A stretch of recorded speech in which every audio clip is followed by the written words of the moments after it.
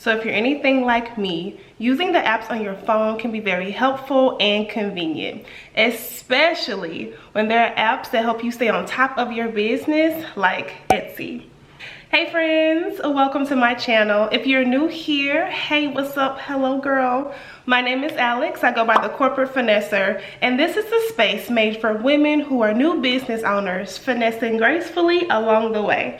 In this video, I'm going to show you how you can use your Etsy app to grow your sales, increase your value, all while doing it from your iPhone. So one of the big reasons that I wanted to point out this tutorial onto how to really know and view your statistics on your iPhone is because I understand when you're just like in the hustle and bustle and you're moving around a lot, you may not always have your laptop with you. So I really feel that using your Etsy app to understand your statistics and growing your sales on your iPhone will be really beneficial to you. Now, please keep in mind that when you're using your phone, it's going to be slightly different than, viewing it from a desktop or your laptop, but essentially it is all the same thing. So let's get into the video. So I land on my dashboard, and what I notice is that it's going to list my shop overview and it's going to list my news and activity. So when starting in my shop overview, I can see the stats, my traffic stats for the last 30 days, yesterday, today. I can pretty much filter it however I want to see it. So if you go here and click traffic stats, then I have the list of options on how I want to filter my shop views and my stats the way that I like it. So I'm going to keep it at 30 days. I think it's the default. So I'm going to go ahead and keep it the way that it is. Hit 30 days. And as you can see, my total views went up by 1. Okay, cool. So now let's go ahead and break down the total views, visits, orders, and revenue. So when it comes to total views, what that means is that is the total number of views that people have landed on your shop, saw you from the search engine, and pretty much came across your shop in whatever type of way that they landed on the Etsy platform. When it comes to visits, as you can see here, visits are the actual number of what people are landing on your actual shop. So in 30 days, I had 860 people land on my shop. Going down to orders, that's just the number of orders that I've made in the last 30 days. I'm still pretty much learning a lot too, so claiming the growth in 2021, okay? And then I have my revenue. Now, if I were to go back and change my traffic stats from 30 days to, let's say, 7, then my total views, my visits, and my orders and revenue are all going to change. So basically, again, it's all about how you want to see your numbers and your metrics and what makes you feel more comfortable. If you're realistic, then you probably can filter it by like 7. If you want to see a more like expanded view, then you can keep it at 30. Now let's kind of go more into the intricate stats, because Etsy does a good job at pretty much showing you what's going on with your shop, how many people are landing on your site, what are they liking, what are they favoriting, and all that jazz. So moving on to news and activity. This is going to be pretty dope because you get to see like what people are liking on your shop, what they're favoriting. You can see the feedbacks that they're leaving. I got a nice feedback 4 days ago. Thanks, girl. I have a lot of people favoriting my items, so I'm getting good traction. But again, it's not where I really want it to be because I'm in the business to make money. So I'm going to go ahead and see what can I do to help grow my sales. So I'm going to go ahead and over to shop overview, and now I'm going to go ahead and click on my visits. Now you can go to your listings a couple of ways from this view. You can go to visits, and it goes and brings you to your listings, or you can go back to dashboard and just literally click on stats, and it shows you the same view. So it all depends on what you get familiar with navigating on this app, that'll help you feel comfortable with, go ahead and growing your sales, girl, because that's what we're here for. So I'm going to go ahead and go to my listings. I'm going to click on the New Year's t-shirt listing. And as you can see here, it's active, so I'm currently selling that now on my shop. So once I clicked on that listing, then this screen completely changed. It shows me a lot more metrics to help me understand kind of like the flow of how this product is doing on my shop. I see my visits, my items sold, and my revenue.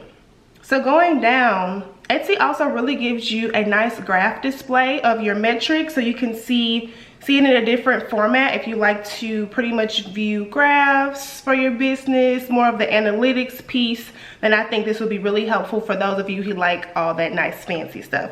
Me personally, I kind of just pass over this, to be honest with y'all. So I'll go ahead and go down to my traffic sources.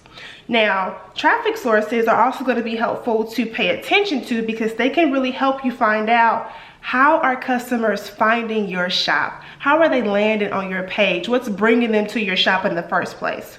So I would suggest pay attention to your traffic sources because it really can help you kind of gauge what people are going to see on what platform, especially if they're not on Etsy. So when you go to your traffic sources, you have your Etsy app and other in like this dark blue. You have the Etsy ads, your Etsy search. Then you have direct and other traffic, Etsy marketing and SEO, and then social media.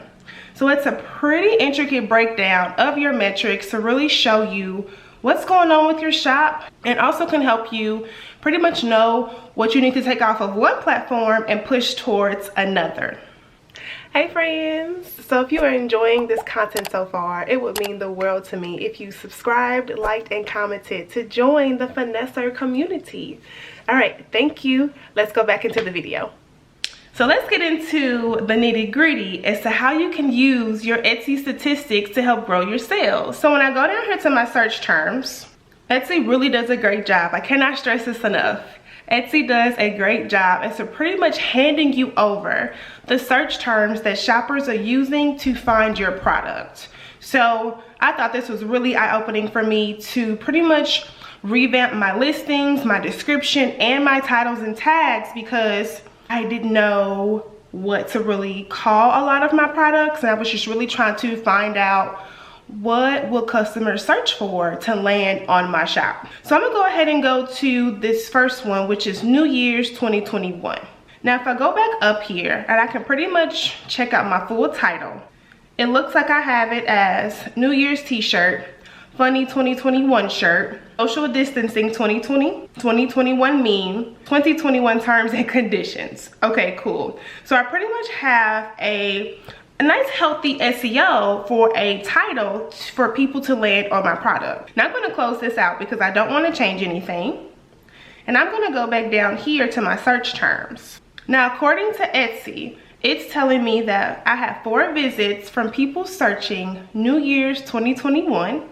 I have 3 visits of others just searching New Year t-shirt. I have a few other visits for 2021 meme shirt and 2021 shirt funny.